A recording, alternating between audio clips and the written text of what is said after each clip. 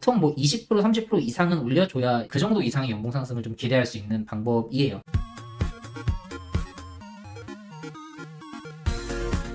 안녕하세요, 데스노트입니다. 오늘 콘텐츠에서는 이 연봉에 대한 얘기를 한번 해보려고 합니다. 미국 회사를 다니면서 어떤 식으로 조금 더 빠르게 연봉을 올릴 수 있나에 대한 얘기를 해보려고 하는데, 한 가지 좀 밑밥을 깔아두자면 이건 어디까지나 제 개인적인 견해, 제 경험을 토대로 한 그런 얘기들이기 때문에 정답이라고 볼 수는 없고요. 그냥 하나의 이런 케이스들도 있다 정도로 생각을 해주시면 될 것 같습니다. 그리고 제가 미국에서 그렇게 오랫동안 일하지 않는 상황에서 뭐 이런 얘기를 하는 게, 넌 도대체 뭐 연봉을 얼마 받길래 이런 얘기를 하냐, 너가 뭔데 이런 얘기를 하냐 하는 생각이 드실 수도 있어요.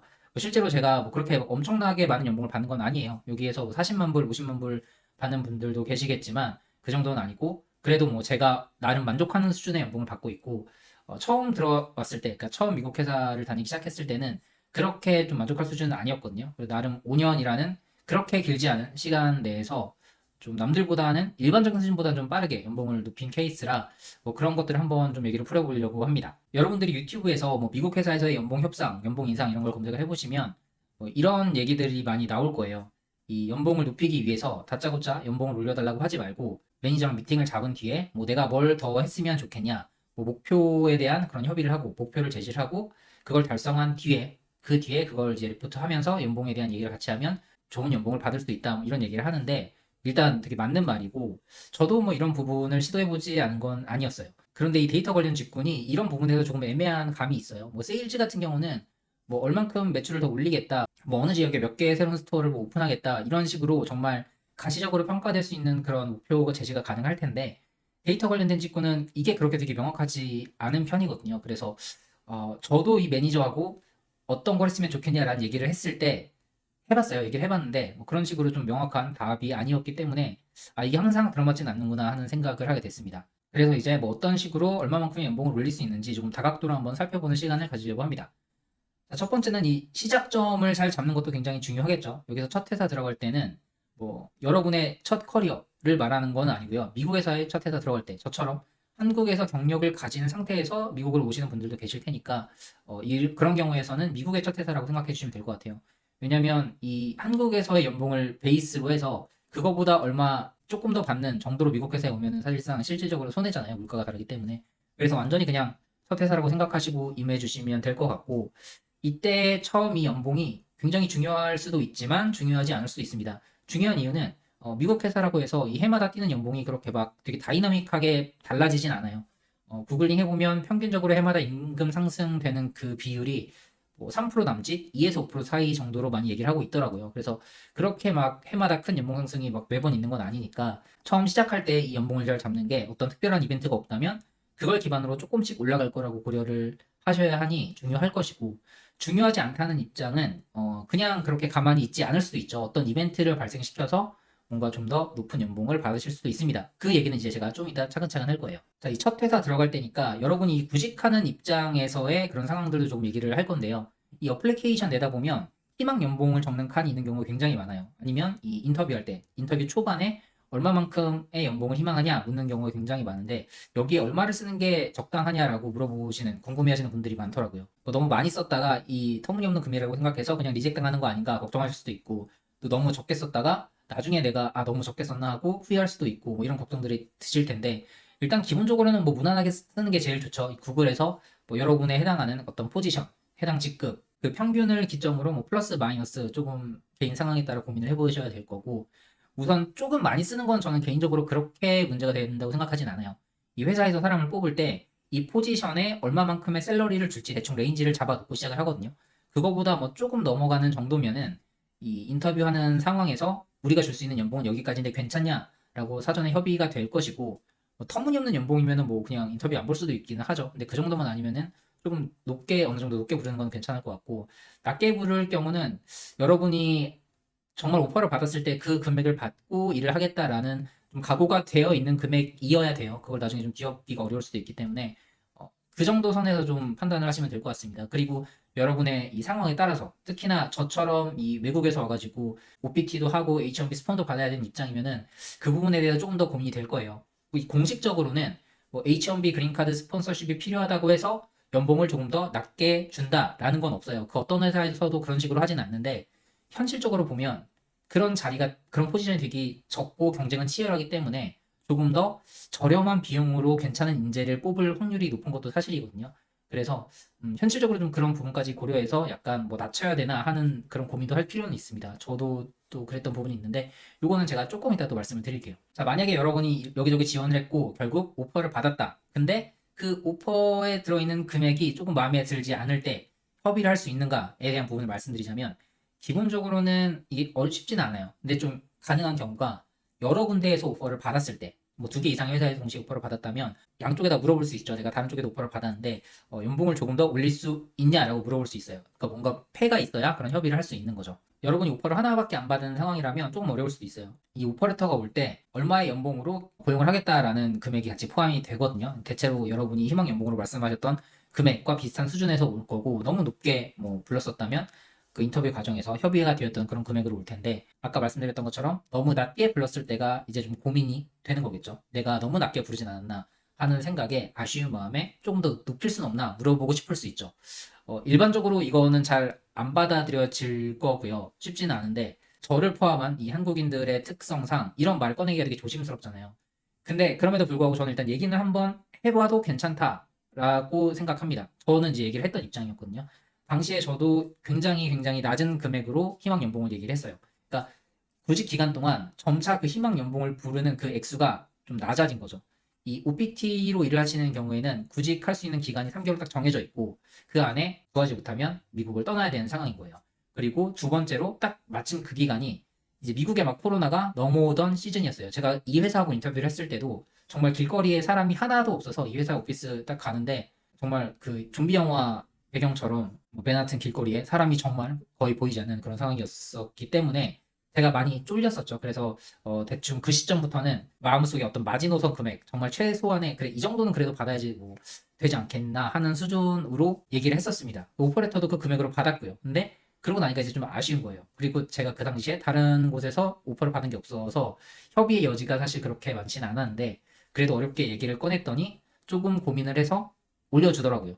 이런 얘기를 한다고 해서 이 오퍼가 막 철회되거나 뭐 그런 경우는 사실 발생하지 않으니까 뭐 안 되면 할 수 없고 하는 마음으로 일단 뭐 얘기는 꺼내보는 거 정도는 괜찮다고 생각합니다. 잘 되면 좋은 거고 정말 안 되면 어쩔 수 없는 거고. 자, 그리고 이 사인온 보너스에 대해서 궁금해하시는 분들도 있을 텐데요. 이 사인온 보너스가 일단 뭔지 간단히 말씀드리면 여러분이 이 계약서에 나와 있는 이 연봉 금액 플러스 보너스인데 뭐 해마다 들어오는 보너스가 아니라 여러분이 그 회사에 들어갈 때 일회성으로 지급되는 보너스예요. 보통 뭐 이직할 때나 고위 이 경영자 포지션들 이렇게 데려올 때 많이 제시되는 그런 옵션인데 여러분이 미국 회사 취업의 어떤 그런 무용담, 미국 취업 무용담 같은 걸 들어보면 정말 엄청난 연봉을 받고 뭐 사인업 보너스도 어마무시한 금액을 받고 누가 어딜 들어갔다더라 하는 얘기를 뭐 들어보셨을 거예요. 근데 그런 얘기들은 당연히 그냥 되게 잘 된 케이스들이 이제 그런 소문으로 떠돌게 되는 거잖아요. 그냥 그저 그런 케이스들은 별로 대단하지 않기 때문에 얘기가 잘 퍼지지 않아요. 항상 대단한 이야기들만 이렇게 퍼져 나갑니다. 그래서 그런 이야기를 들으시고 미국에서 취업을 하면 보통 이 정도는 할 수 있나 보다라고 생각하시면 안 돼요. 현실은 절대 그렇지 않아요. 여러분이 SNS에서 보는 그런 모습들이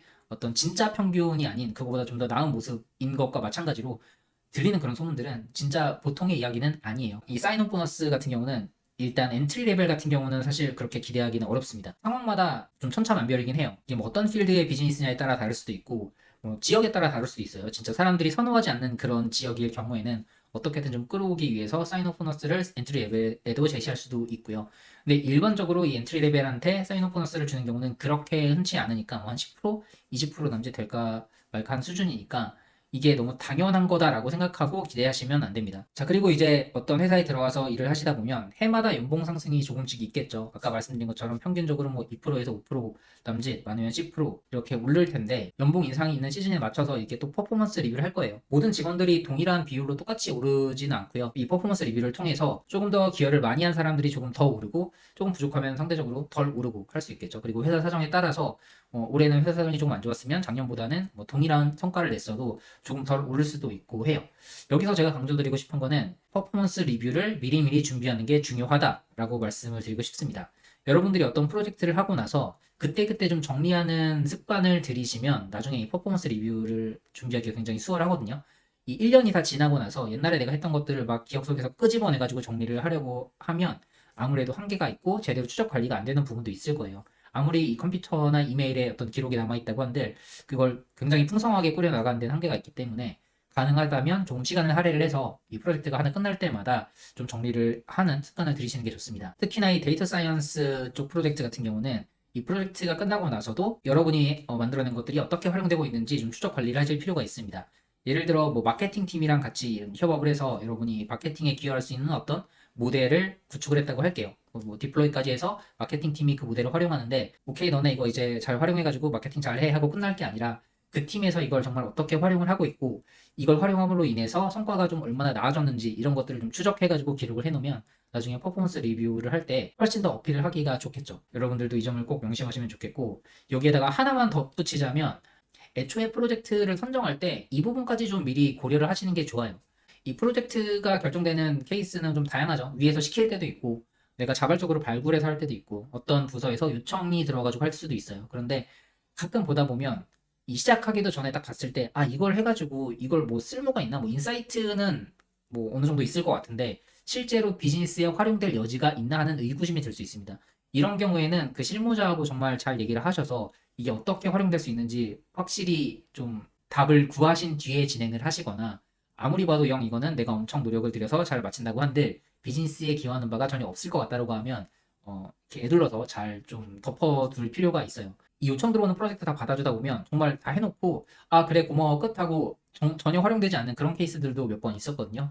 근데 이게 나중에 퍼포먼스 리뷰할 때 내가 이거를 했다고 말을 하는데 그래서 어떻게 활용됐는지 우리 비즈니스에 기여한 바가 뭔지를 물어보면 할 말이 없는 거예요. 그러니까 노력 대비 시간 대비 정말 아웃풋이 안 나오는 그런 프로젝트가 되는 거죠. 제가 얼마 전에 그 모 기업의 어떤 강연 세미나 같은 걸 한 적이 있어요. 거기에서 이제 이런 주제를 조금 다뤘었는데 프로젝트를 어떻게 발굴할 것인가 하는 얘기를 하다가 이와 같은 얘기를 했었습니다. 제가 이것 관련해서도 아마 따로 영상을 만들어도 괜찮을 것 같다는 생각이 들더라고요. 자, 그런데 이 퍼포먼스 리뷰 준비 아무리 잘하고 잘 해봤자 사실 승진이 있는 케이스가 아니라면 말씀드린 것처럼 그렇게 막 큰 폭의 연봉 상승을 기대하기는 힘들어요. 유튜브 같은 데서 막 이렇게 어떤 식으로 연봉을 조금 더 끌어올릴 수 있는가 하는 얘기들은 제가 아까 말씀드린 것처럼 막 목표를 제시하고 사전에 이런 걸 협의를 해서 성취를 보여주고 그때 연봉 얘기를 해라 이런 것들을 많이 볼 수 있는데 이제 레딧 가가지고 한번 진짜 일하고 있는 사람들 다양한 사람들의 의견을 보면 압도적으로 많이 추천하는 방법이 이직입니다. 이직만큼 연봉 상승을 빨리 할 수 있는 방법은 아마 없지 않나 싶을 정도예요. 그냥 한 회사에서 여러분이 계속 다닌다고 하면 평균 그런 임금 상승 뭐 높이 쳐서 해마다 뭐 5%씩 오른다고 한다면 이직 같은 경우는 뭐 어디 어떤 오퍼를 받냐에 따라 다르겠지만 보통 뭐 20% 30% 이상은 올려줘야 이제 움직이겠다라고 하는 사람들이 많거든요. 그래서 이제 그 정도 이상의 연봉 상승을 좀 기대할 수 있는 방법이에요. 그래서 정말 이제 내가 연봉을 한번 좀 껑충 뛰어야 될 필요가 있다라고 하면 이직을 적극적으로 고려해 보시는 게 좋습니다. 다만 여기서 한 가지 좀 조심하셔야 될 거는 이직에 따른 어떤 리스크 같은 것들도 항상 같이 생각을 하셔야 돼요. 그러니까 여러분이 어떤 회사에 오퍼를 받았는데 연봉도 마음에 들고 뭐 다 괜찮을 것 같다. 회사 이름 네임밸류도 괜찮고 괜찮을 것 같은데 막상 갔을 때 거기서 어떤 일이 발생할지 모르거든요. 우리 매니저가 어떨지, 같이 일하는 동료들이 어떨지, 업무 환경이라던가 업무 강도가 어떨지는 사실 일을 해보지 않으면 알 수 없는 부분이에요. 그런 부분을 좀 항상 리스크로 내가 어느 정도는 감수하겠다라는 각오를 하고 이직을 하는 게 맞다고 보거든요. 단순하게 내가 지금과 같은 여건, 똑같은 여건으로 일을 하되 연봉을 이만큼 더 받을 수 있다라는 생각으로 이직을 하는 게 아니라 내가 연봉은 이만큼 더 받지만 워라밸적인 측면에서 근무 환경 부분에서 조금 더 희생할 수도 있겠다라는 각오를 좀 하고 가야 그래야 이 현실적으로 어려움이 없지 않나 생각합니다. 만약 여러분이 현재 다니고 있는 회사가 정말 마음에 안 든다면 그때는 사실 고민할 필요가 없겠죠. 돈을 조금만 더 줘도 분명히 이직할 만한 동기가 있는 거죠. 어차피 여기도 흐리고 뭐 옮겨봤자 나빠봤자 얼마나 더 나쁘겠어 하는 그런 상황이라면 당연히 고민 없이 옮길만 할 것 같고 이제 반대 케이스가 문제예요. 지금 회사가 너무 좋아요. 너무 좋은데 연봉만 조금 더 높였으면 좋겠다. 근데 해마다 오르는 연봉으로는 약간 성이 안 찬다. 이러면 이제 고민이 되는 거죠. 이직을 할까? 뭐 오퍼를 받았는데 가는 게 맞나? 뭐 이런 고민이 들 수 있습니다. 그래서 준비한 마지막 챕터예요. 일단 연봉을 올리고 싶긴 한데 지금 회사가 너무 마음에 든다면 어떻게 하는 게 좋을까?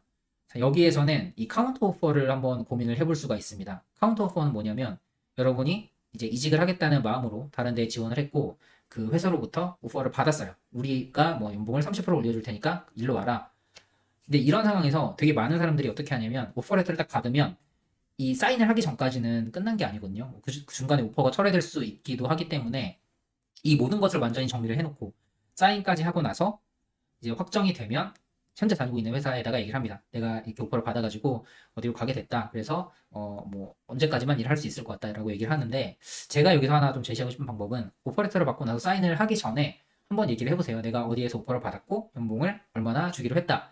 근데 지금 있는 회사도 사실 굉장히 좋기 때문에 고민이 된다라고 하면, 회사에서 이걸 고민을 해보고 그 금액과 동일한 금액을 맞춰주는, 혹은 그거보다 조금 더 주는 카운터 오퍼를 제시할 수도 있습니다. 이거는 생각보다 미국에서 흔하게 일어나는 상황이라, 무작정 오퍼레터 받았다고 사인을 하기보다는 지금 회사가 정말 마음에 든다면 그 전에 얘기를 해보고 결정해도 늦지 않다. 제가 아까 뭐 오퍼레터 받은 뒤에 그 잠깐의 찰나, 사인하기 직전에 그 순간에 오퍼가 철회될 수 있는 그런 상황 이 있기는 한데, 그게 진짜 그렇게 흔하지 않거든요. 그걸 걱정하느라고 이걸 카운터 오퍼를 받을 수 있는 기회를 날려버리는 거는 저는 좀 맞지 않다고 생각해요.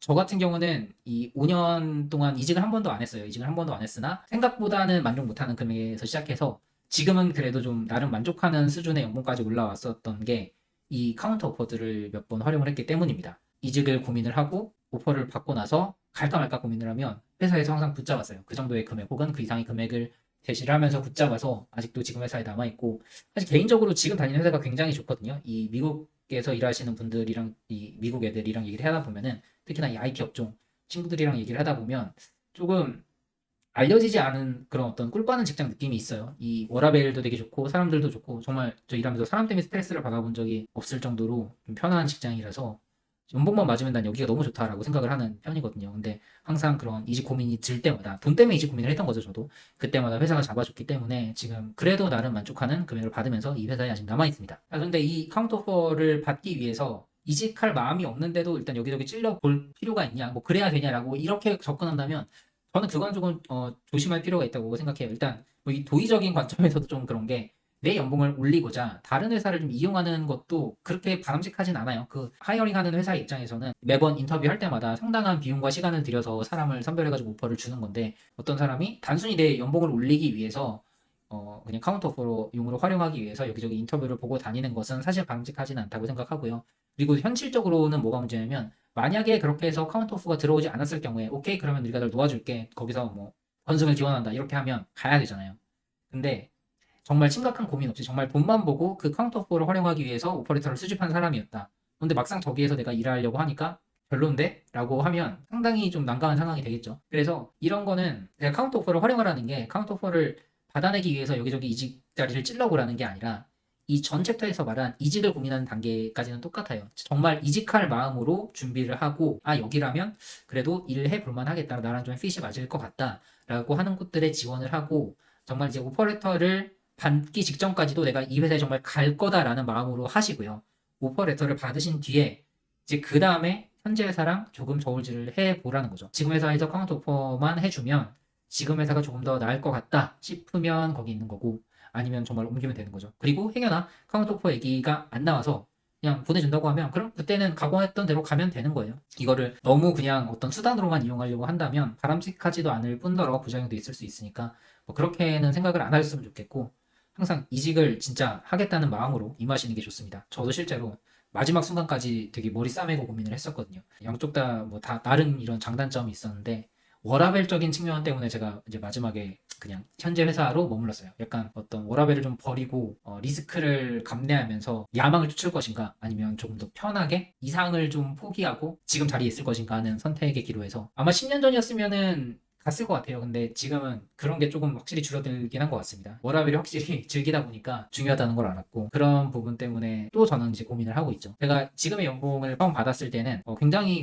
만족감이 높았고, 그냥 앞으로도 계속 물가 상승률 정도, 평균 정도만 올려가면서 지내도 뭐 괜찮겠다라고 생각을 했는데, 또 시간이 흐르니까 이 사람이 만족을 하잖아요. 그래서 이제 아쉬운 거죠. 여기서 조금만 더 높으면 좋을 것 같은데 한 20%만 더 올라가도 내가 만족할 것 같다라는 생각이 요새 또 들기 시작했습니다. 그래서 이제 또 이직을 준비해야 되나, 한번 옮겨야 되나 고민이 드는 상황이에요. 이런 고민을 하는 상황에서 이것도 공유를 하면 좋을 것 같다 싶어가지고 이렇게 컨텐츠를 준비를 하게 됐고요. 어떻게 될지 모르겠습니다. 저는 좀 더 고민을 해볼 거고, 여러분들도 이제 미국에서 일을 하시게 된다면, 혹은 하고 계시다면 아마도 많은 고민이 또 따라오실 거예요. 제가 처음 말씀드린 것처럼 이건 정답이 아니라 개인적인 견해와 경험이기 때문에 이런 케이스도 있구나 정도로만 생각해 주시고, 만약에 여러분의 상황에 이게 좀 활용할 만하다 싶으면 활용하시면 되겠죠. 자, 오늘 영상은 여기서 마치고 조만간 또 다음 영상으로 찾아뵙도록 하겠습니다.